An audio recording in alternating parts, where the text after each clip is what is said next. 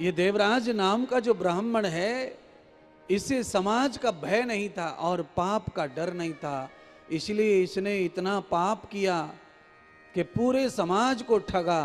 पैसे वाला होने के चक्कर में इसका तेल का व्यापार था और तेल के व्यापार में नकली तेल कम तोलता, बांट सब सारे नकली तोलने वाले तराजू के सब इधर उधर पल्ले सब डुप्लीकेट कर रखा था काम, और पूरे अपने ही गांव में घूम घूम के तेल बेचा करता था।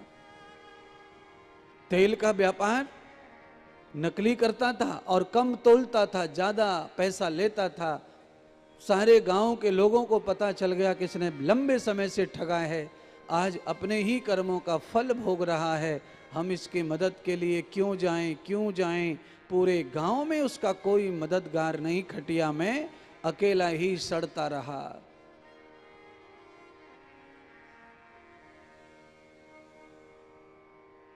महात्मा सूत जी कह रहे हैं सौनक जी से,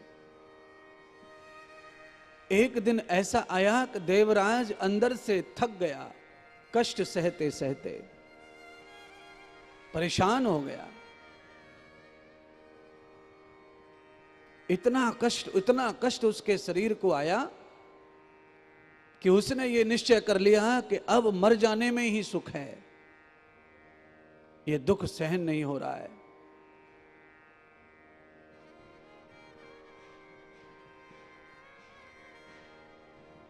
शाम का समय था, घर से निकला मरने के लिए।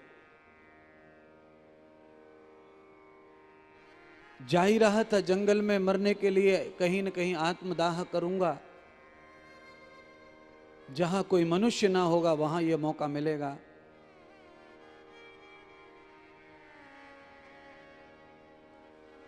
खानदेश सेंट्रल मॉल में ये कथा चल रही है। ऐसे ही मार्ग में शिव कथा चल रही थी। जिस रास्ते वो जा रहा था मरने के लिए, उसी रास्ते के बगल में कथा चल रही थी, पारायण हो रहा था। आचार्य विद्वान जन पारायण कर रहे थे शिव महापुराण का। योगा योग ऐसा भाग्य आया कि कोई पुण्य कभी जन्मों का होगा, उसके चलते चलते जंगल में उसके कानों में महादेव की कथा के कुछ शब्द कानों में पड़ने लगे। वो जा ही रहा था और कभी उसने आस्था नहीं रखी भगवान के ऊपर। उसके कानों में आवाज पड़ी, शिव महिमा के श्लोक पड़े, आचार्यों के शब्द उसके कानों में पड़े। तो उन शब्दों को सुनने के प्रभाव से उसके कुछ पाप साथ ही साथ कम होते जा रहे थे। जैसे उसके पाप कम हो रहे थे कथा के शब्द श्रवण करने से, वैसे ही कथा के शब्दों का पुण्य भी उदय हो रहा था। उसके दिमाग में अचानक परिवर्तन हुआ कि उसने मरना कैंसिल कर दिया।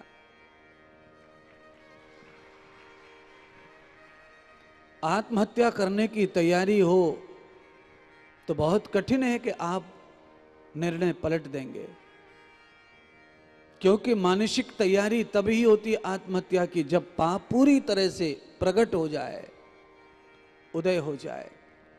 फिर पाप नहीं पलट देना बुद्धि को, पाप पलटने नहीं देता।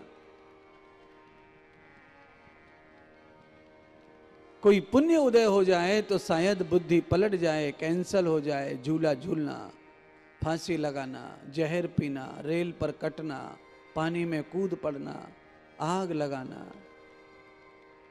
ये तब संभव है जब उस अवस्था में किसी महात्मा संत ज्ञानी का शब्द कान में पड़े। अब ये जानता नहीं था कि ये कथा चल रही है, इसको कुछ पता नहीं था कि ये कथा है कि कोई व्यथा है, पर वो कान में पड़ा तो पड़ा।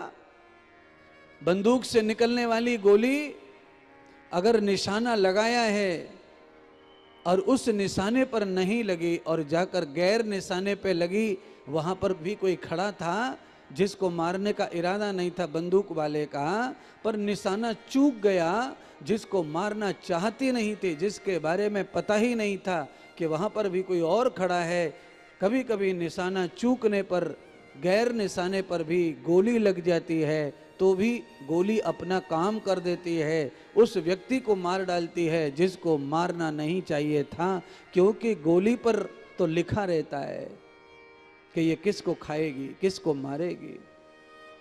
मारने वाला जो था, चलाने वाला जो था, उसने अलग मकसद बनाया था, पर गोली पर तो किसी और का ही नाम लिखा था। चूक गया ध्यान और गई जान।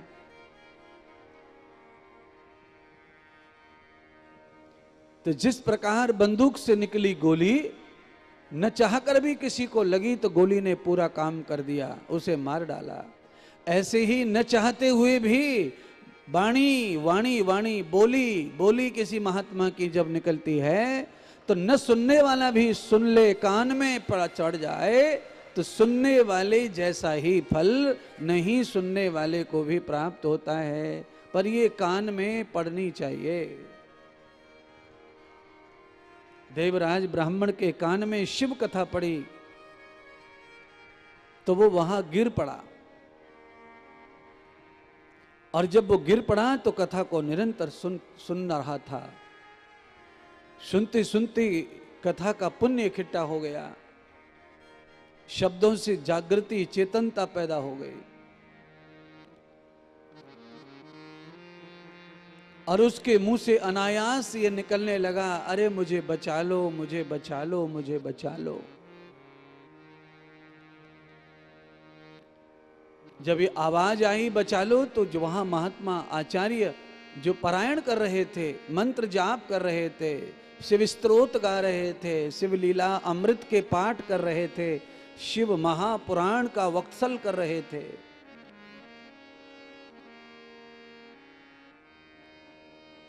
उनमें से कुछ आचार्य साधु खड़े हुए